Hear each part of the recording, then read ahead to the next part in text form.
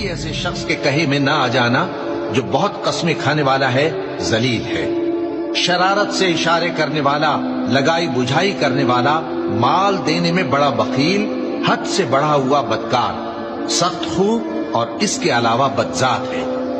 اس سبب سے کہ مال اور بیٹے رکھتا ہے، جب اس کو ہماری آیتیں پڑھ کر سنائی جاتی ہیں تو کہتا ہے کہ یہ اگلے لوگوں کے افسانے ہیں، ہم عنقریب اس کی اونچی ناک پر داغ لگائیں گے۔ ہم نے ان لوگوں کی اسی طرح آزمائش کی ہے جس طرح باغ والوں کی آزمائش کی تھی،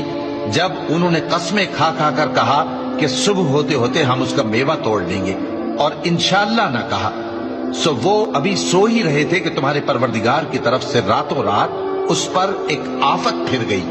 تو وہ ایسا ہو گیا جیسے کٹی ہوئی کھیتی۔ پھر جب صبح ہوئی تو وہ لوگ ایک دوسرے کو پکارنے لگے کہ اگر تم کو کاٹنا ہے تو اپنی کھیتی پر سویرے ہی جا پہنچو